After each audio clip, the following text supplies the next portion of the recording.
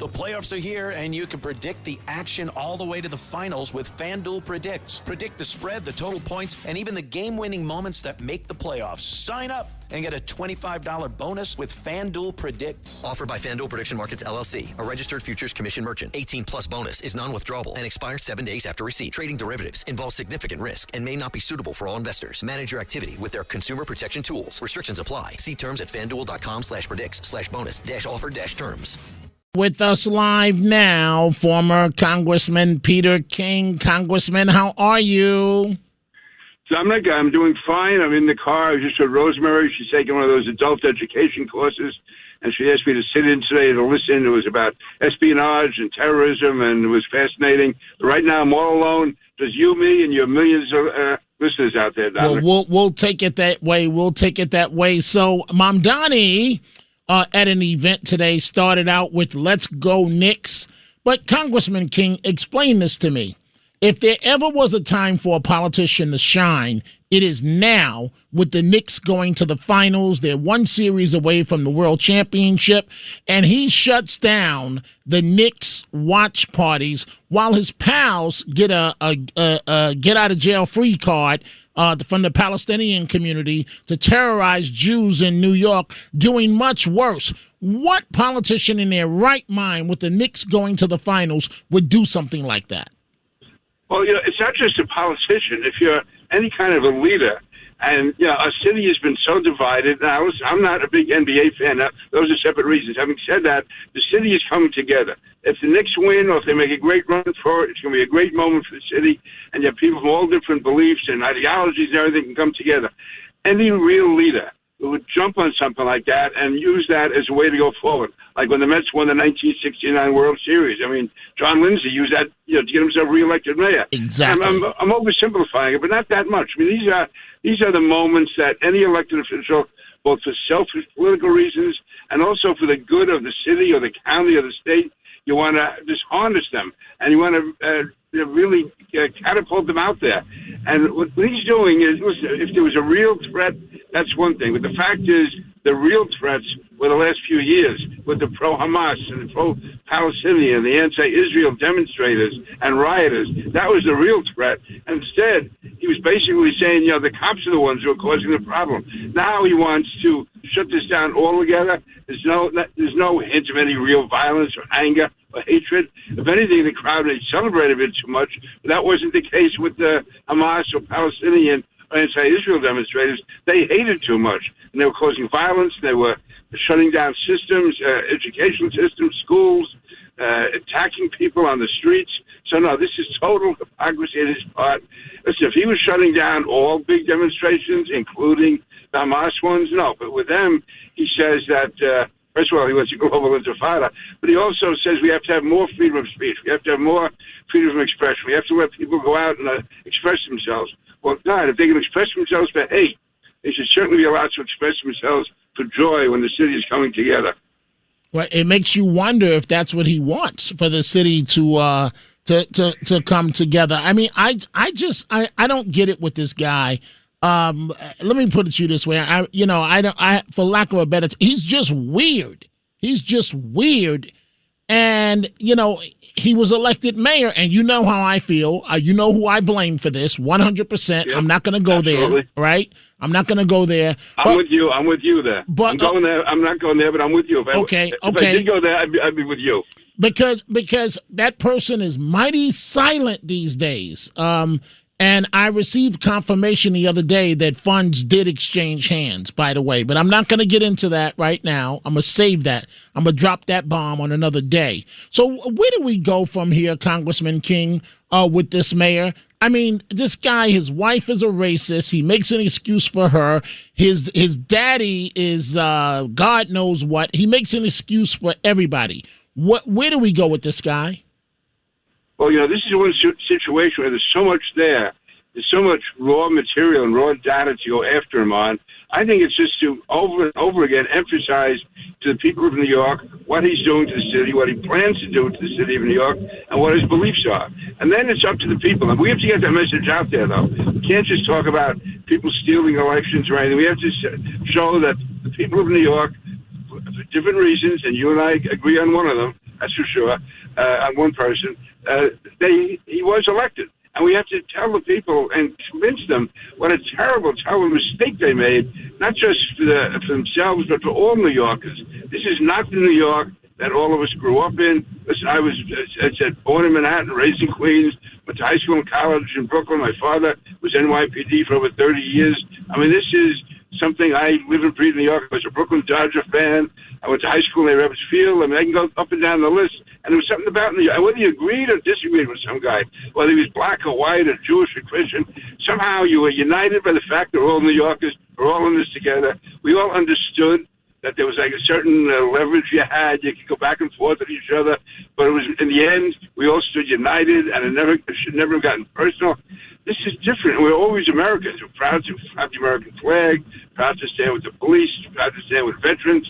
And now you have someone who basically thinks that the police are the enemy, that thinks the Jewish community, which has made so many contributions to New York City, has done so much in every way, whether it's cultural, business, educationally.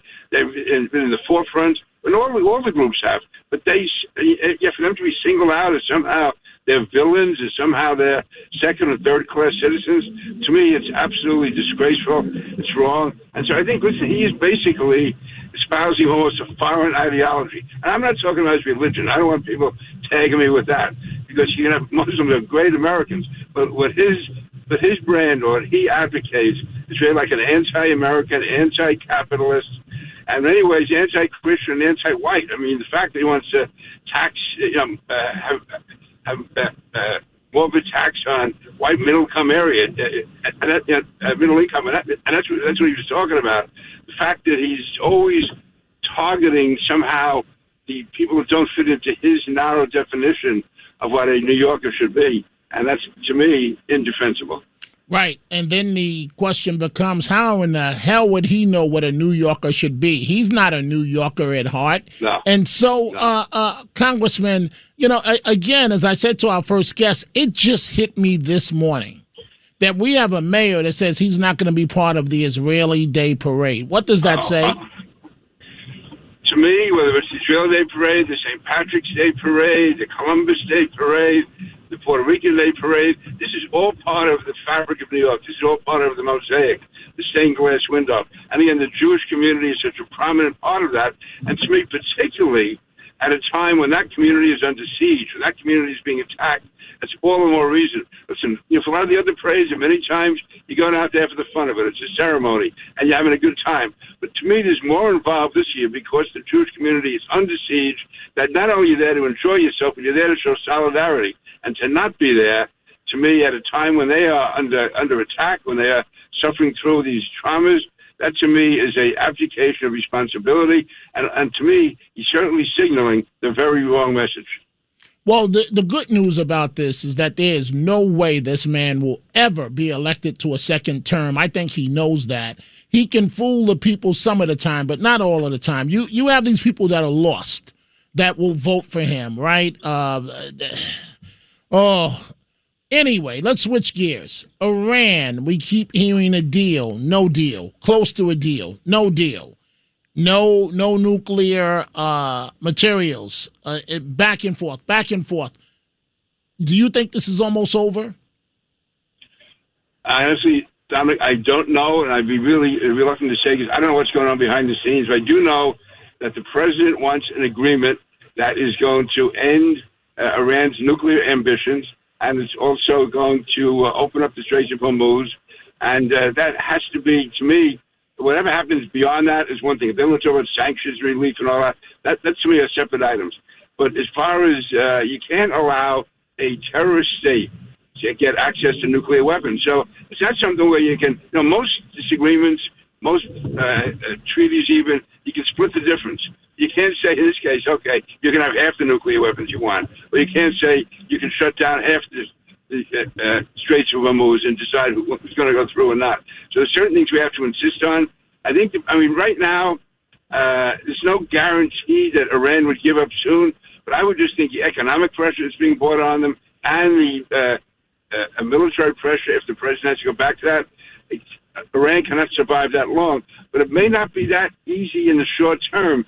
And that's why, listen, the average working person paying the extra money in gasoline prices, it's tough. I realize that. All I can say is that if you're looking at it from the perspective of if there is a nuclear attack 5 or 6 years from now, and people say, why wasn't something done about it?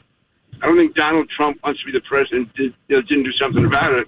And I don't think we want to be the generation that didn't want to do something about it. So it's not easy, but things in life that you're aspiring to, things that are really important to go for, are never that easy. So this is, the times that try men's souls. These are difficult times, but it may be a sacrifice we have to make. Having said that, I'm not minimizing that average working man and woman who's trying to make ends meet, and their gas and fuel prices going up.